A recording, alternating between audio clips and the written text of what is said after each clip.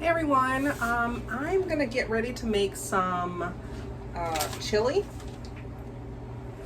So I have all my ingredients here. I'm actually gonna use my Instant Pot because I don't feel like standing here and mixing it and watching it and turning it on low and all that stuff. So I have my 8-quart, it's empty right now, so I'll show you. I have my 8-quart. I don't necessarily need 8-quart. My 6-quart liners are actually in the dishwasher right now.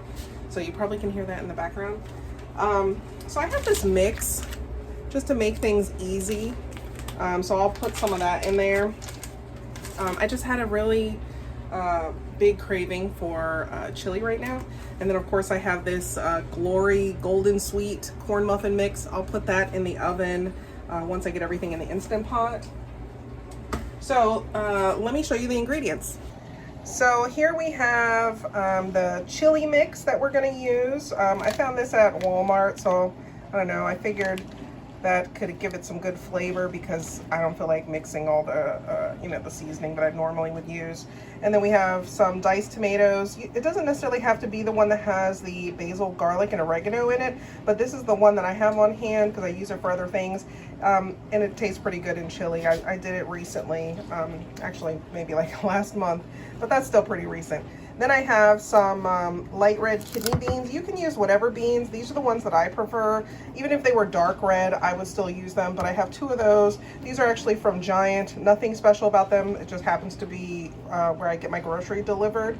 So as you can see, my diced tomatoes are from there also. And then I have some ground beef.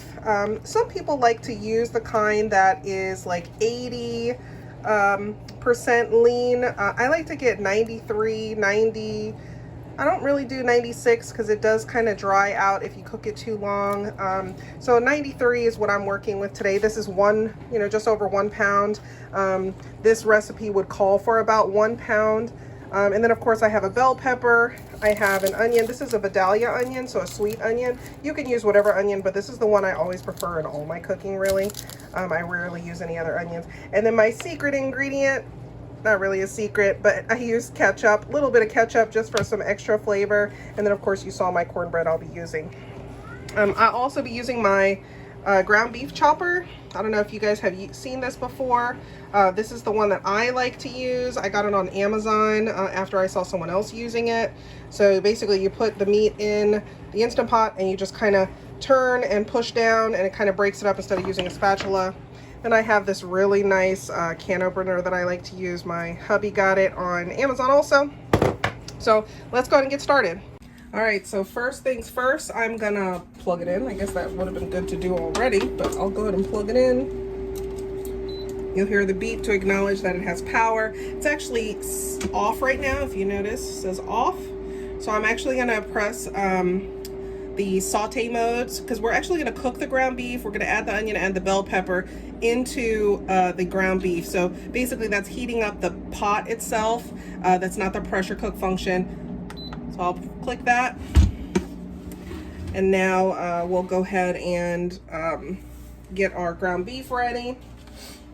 Maybe put some olive oil in there or some sort of oil to kind of be able to, that's a little bit, I don't know, maybe a tablespoon. This is my oil pour from Amazon also. Let's go ahead and get this ground beef in there. Some people like to wait until it says hot on the front panel. I like to get everything in there as far as the meat goes. Get the meat sitting in there once I put the oil in. Obviously, it's still going to be heating up.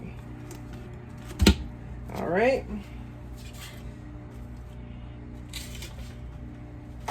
So I'm going to let this heat up for a second because obviously it's still cold.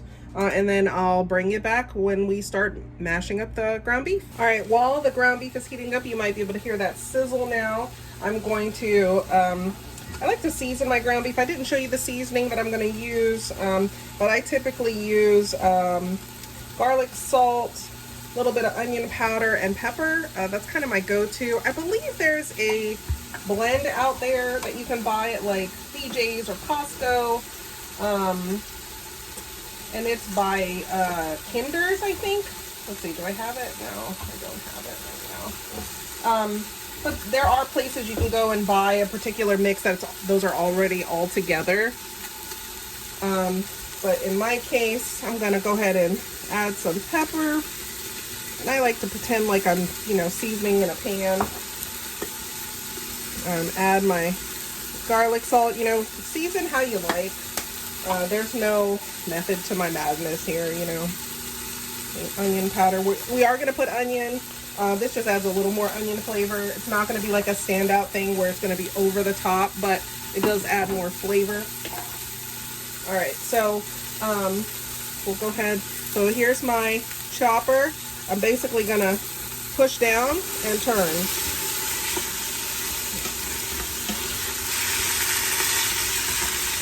I can lean you in so you can see in the pot.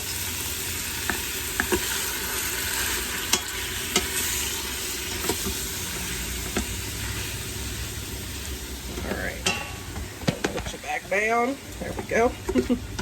So now that I have that being chopped, we'll go ahead and let that cook for a second. Because we want to go ahead and brown the meat. So we're not going to put anything in it when it's like raw like this. We're going to brown the meat, we're going to add the onions, we're going to add the bell pepper, and then we'll go from there. I have this really nice chopper that I like because, I get teary-eyed for onions all the time. It could be the most mild onions and I'll just burst into tears. So I got this on Amazon. Really, really nice. I basically cut the onion, peel the skin off and then put it in here and close. So I actually use this for my peppers also. So I have that green bell pepper I'm going to be using. Amazon is my friend, so we're buddies. So I'm going to go ahead and get that onion going and that bell pepper. Let me wash the bell pepper.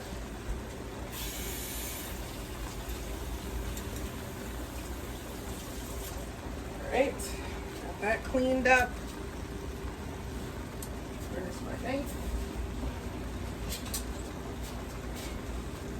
We'll go ahead and cut this onion. I think I'm going to use the whole thing. You may want to use half of it, but I typically like, onions in mine. But they're diced onions, so keep that in mind. I cut them in half, and then I just kind of peel that outer layer, maybe like the top two outer layers off. Then you have a nice onion there. You want to cut the core off, the stem, whatever you want to call it. And then I usually cut off the tip that has like that little piece. And then here we go. I'll show you how this works. You're gonna put it inside. So here's like a quarter of the onion. Put it inside, and then you literally just press down. And look at that. Look how quick that is. So I'm gonna do the rest while the ground beef is going.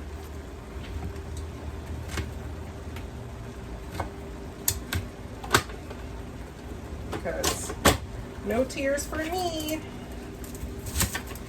All right.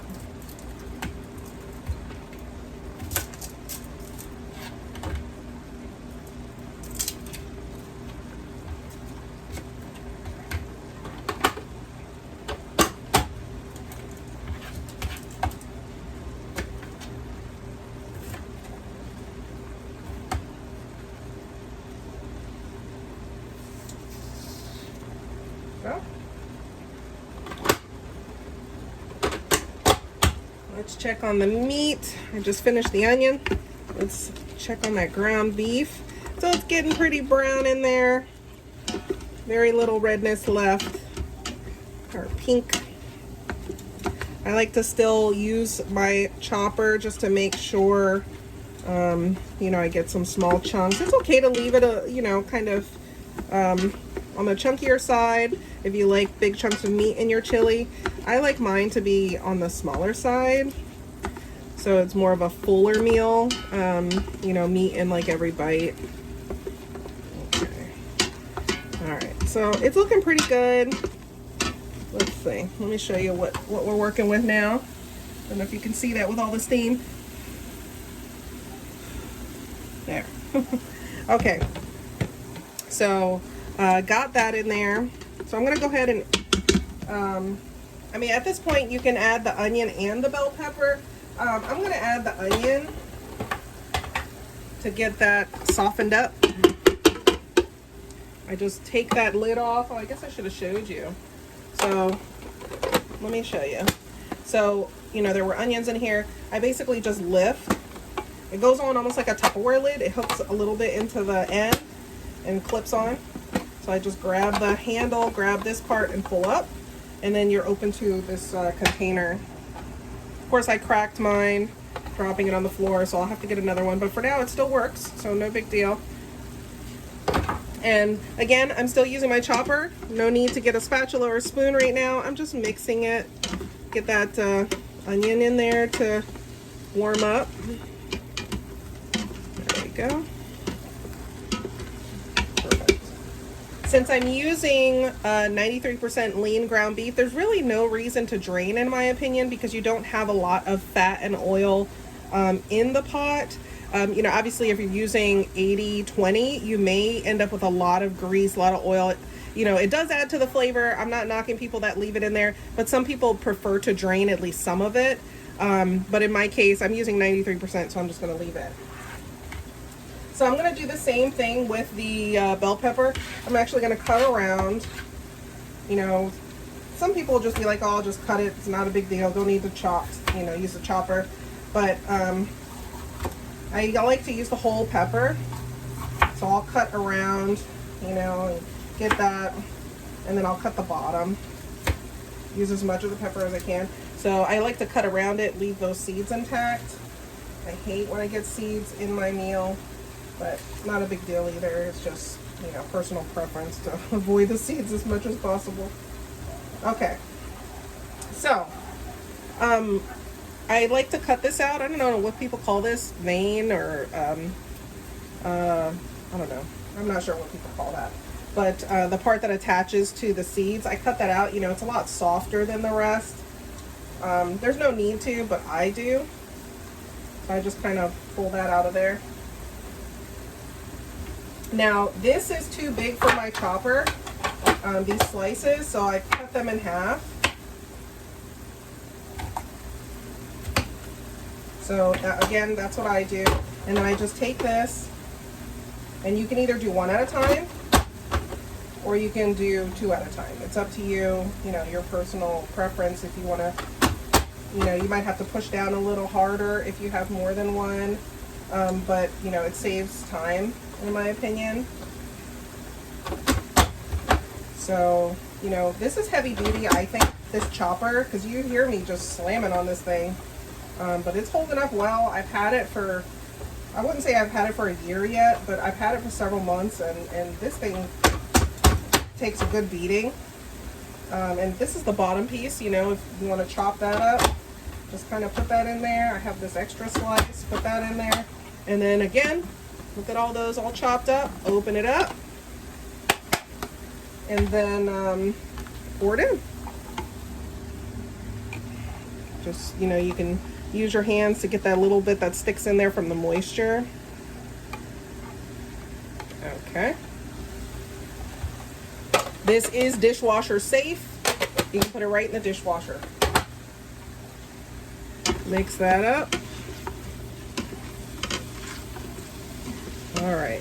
So now that we've browned the meat, we've added the onion in there. You know, the onion's getting soft, but you don't necessarily have to cook it till it gets transparent or super, you know, cooked down. So I'm going to cancel. So you're going to press cancel on the front. I don't know if you can see that. I can tilt it so you can see. Press cancel on the front, so it'll go to off, because we want to turn off that saute cycle. And then basically this is still hot. It's going to still do its thing while it's hot, just like as if you cooked on the stove, same thing. So I'm going to go ahead and open my cans. Let me go rinse the lids off.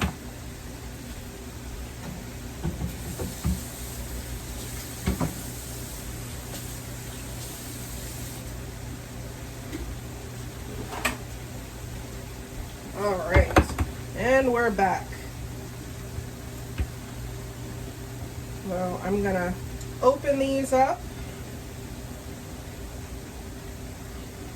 We'll start with the diced tomatoes.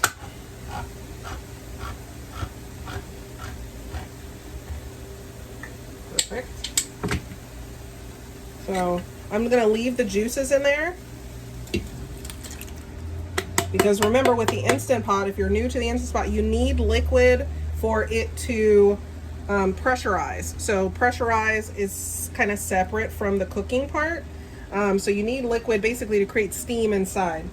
Enough steam for it to pressurize. So added that in there. We'll go ahead and open these. I like to drain the beans. One of the beans, I'll probably keep a little bit of the juice in there, but I'm actually going to add some water.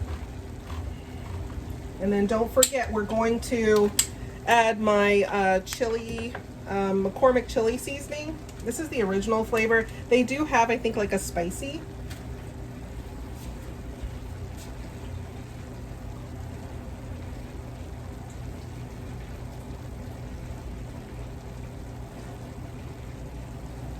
So again, I did drain it. Actually, I'm going to probably drain the other one and just use water because, you know, leaving that liquid in there, to me, adds a very, very, like, beany flavor. I don't really want my chili to taste like basically refried beans almost. That's the flavor that I feel like it gives it if you leave that juice in there, because the beans have been sitting in it so long.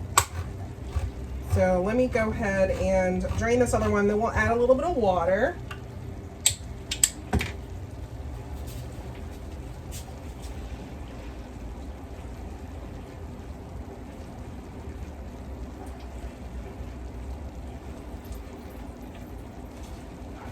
Now, there's no need to drain perfectly, which is totally fine.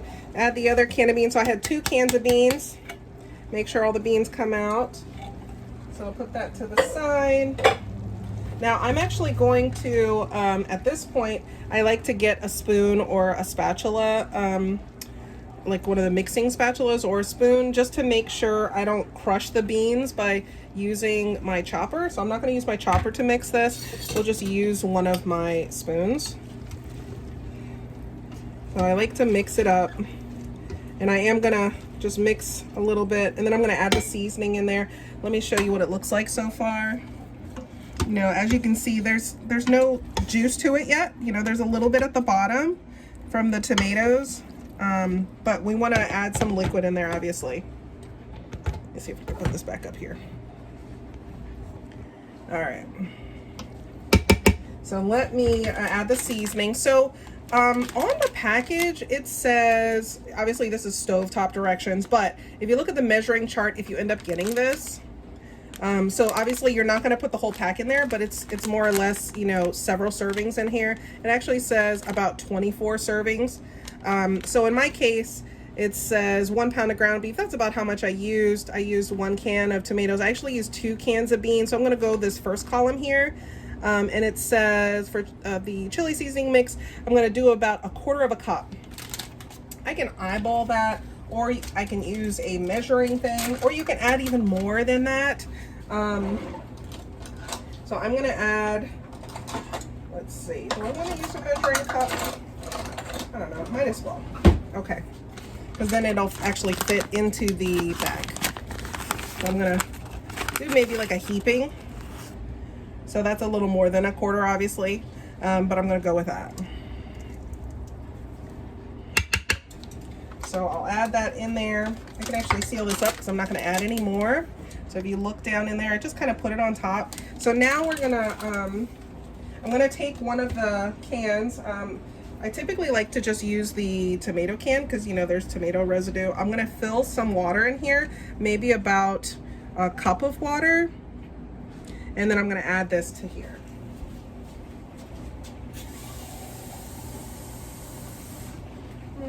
Maybe not 1 cup. Maybe I'll do, you know, I think that's about 1 cup in there, cup's worth. Let's see how it looks. Because, you know, it is going to cook down some. We'll mix it up some, see what it looks like.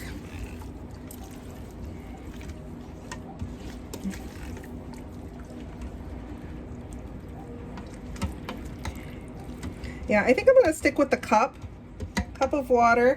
So I didn't use a full can. I used about 1 cup of water. So if you can see, there is a lot of juice in there now. So that should be plenty of liquid to pressurize and cook this chili. Obviously, after the fact, if it's not quite as loose or watery enough, or doesn't have enough sauce for you, at the end, you can actually add a little bit of water to loosen it up if it's gotten thicker. So we've added everything except the ketchup. So remember, I like to add ketchup to mine, so I'm gonna add some ketchup. So, I mean, that, I don't know, might be like 3 tablespoons worth of ketchup. So I'm gonna mix that up. It just adds kind of like a little different flavor to the sauce. Obviously I have chili powder in here, or you know, chili seasoning for the mix. But we'll go with that. Okay, so now, so remember, this is the 8-quart, so it doesn't look like much in there. If I had used the 6-quart, it would look like a giant meal. So I'm gonna put this on here, and then it's hard to see, but on the front it says close and open. So I turned it, or I set it on top. When you hear that chime, that means you've put the lid on correctly, and then you just turn it to lock. So did you hear that chime? Unlock, lock. Okay, so then you have this dial here. This is venting if it's turned downward. If you turn it this way, there's a word that says sealing, so you always want it on sealing when you're cooking. That's the only way that it'll pressurize. And then there's a little pin here. The pin will you know, move during the cycle so that you know that it's being pressurized or the pressure has released. It'll drop down and such. Okay, so I'm in sealing position. It's still off because remember, I turned it on. I turned it on to the saute mode before, and then I canceled. So now I'm just going to click the pressure cook, and then we're going to cook it for about, I don't know, maybe we'll do like 10 minutes. We'll just leave it at that. And then that's actually all you have to do. So 10 minutes on, it's going to start pressurizing. I have it in sealing. So now you just walk away and leave it. It's probably going to take about, you know, 8 minutes or so to pressurize, depending on how much is inside. If you have a lot of liquid like soups and stuff, it may take as much as 20 minutes, and it'll stay in this on position, or on, it'll say on the screen during that pressurizing time. So don't panic if you don't see the time starting to elapse. This means it's doing what it needs to do. So let's check back in a few minutes, and we'll see how we're doing. All right, so we're gonna go ahead and make the corn muffins, basically cornbread, while we're waiting. So the Instant Pot is still trying to pressurize. Let me move this down some.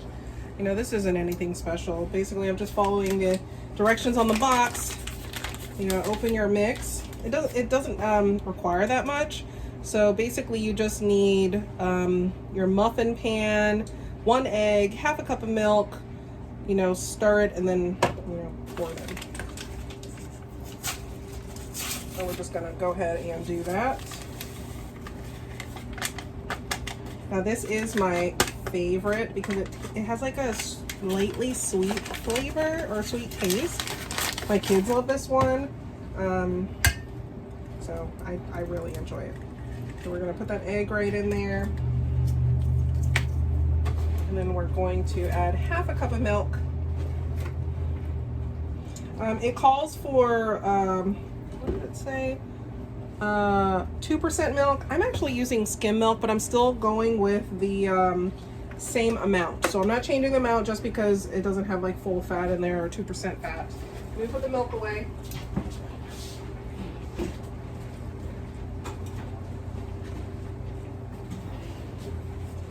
All right, pour that in there. You can either whisk or mix. I whisk. I have this cute little mini whisk here. You know, break up the egg, makes it easier so you're not just moving the egg around. And then just gradually mix in the mixture. There we go. Can you see that? So it doesn't have to be, you know, completely smooth, but it mixes very quickly. So like that's already done. You don't have to sit here and mix it for days, which is nice. And then just spray my tin. I don't think I'm gonna fill them all up. I'll probably do, does it say how many this makes? This makes, excuse me. Actually doesn't say how many it makes there. Just says 3 serving size per box. Okay, so we'll spray as many as we think we might use. I don't think we're gonna fill this whole thing up. Okay, and then just I have like a ladle spoon, a small ladle spoon that I use for my Instant Pot, and it has like this little spout on the side, which is super nice. So I'll just use that for this.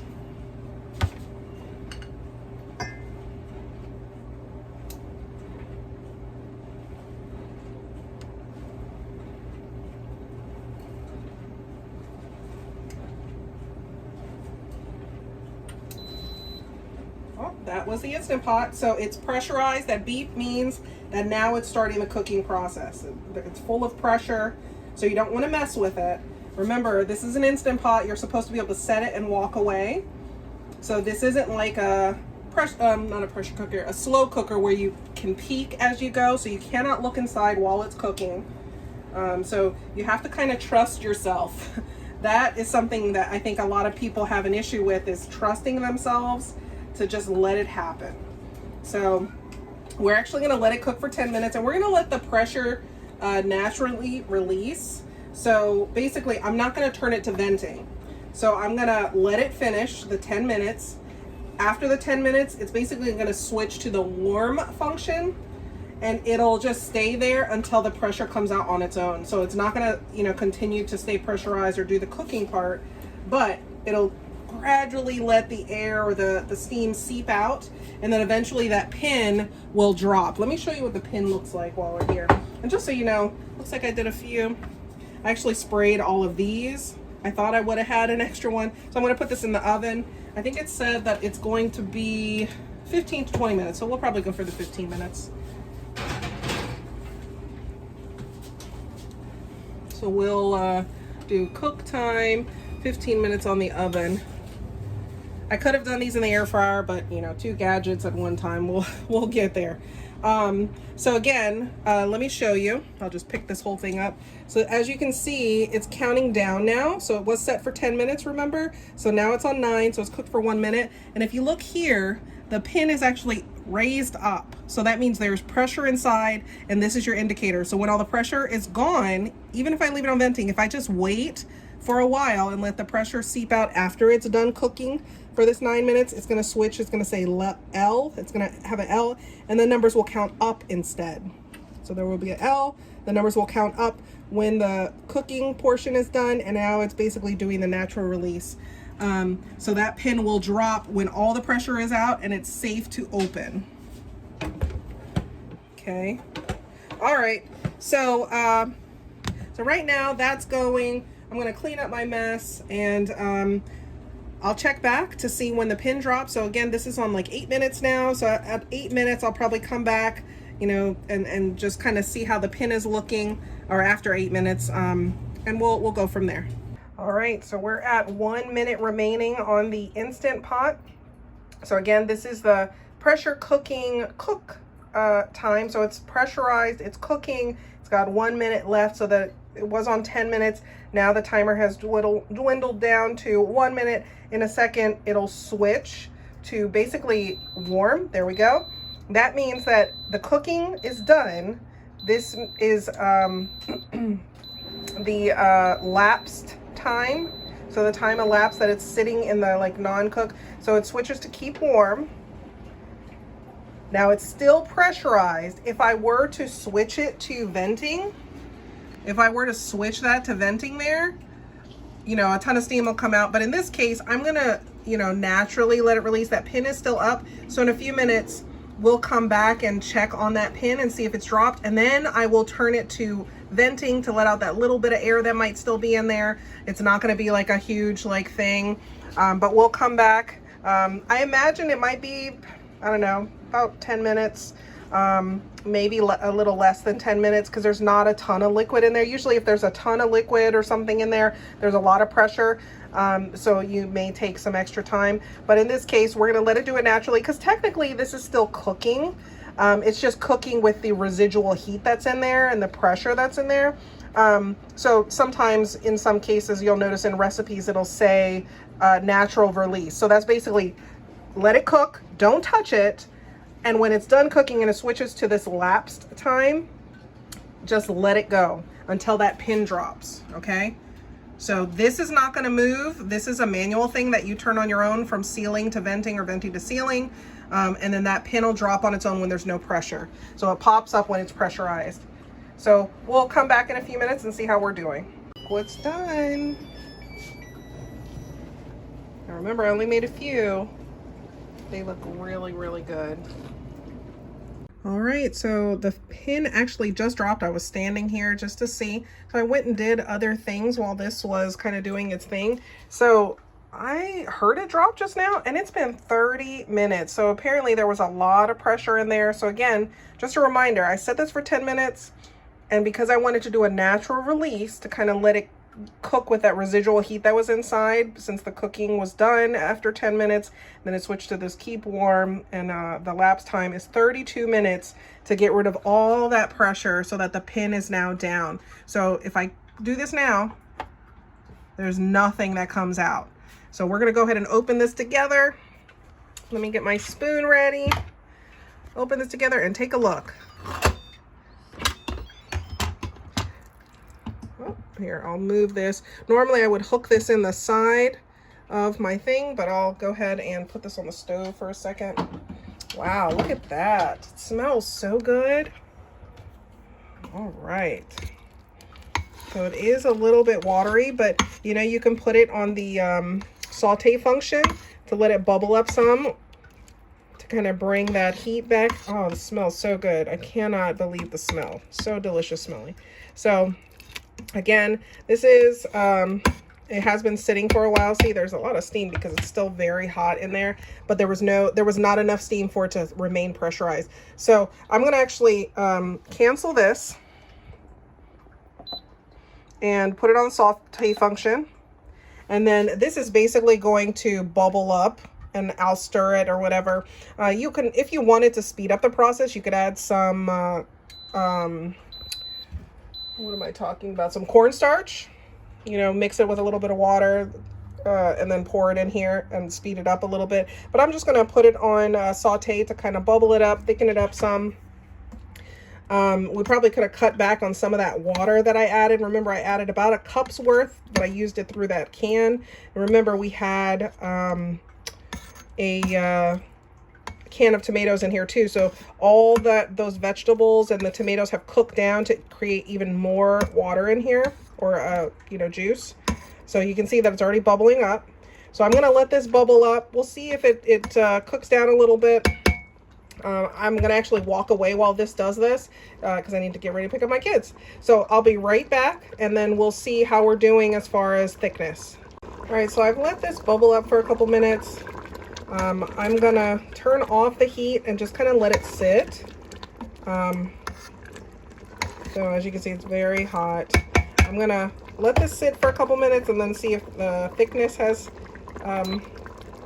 changed. So I've already turned it off, but you know, it's still got so much residual heat in the pan. So we'll let this sit and then we'll come back and check it out. All right, so I've let this sit for a bit while I did other things. Kids went off to gymnastics, so when they come home, this will be done. It's actually thickened up a lot more just from sitting. So, you know, if you decide that you don't want to wait for it to sit or cool or anything like that, you can definitely add the cornstarch. But as you can see, it's not nearly as watery as before. So lots of meat in here. There are 2 cans of beans. So it looks like pretty good.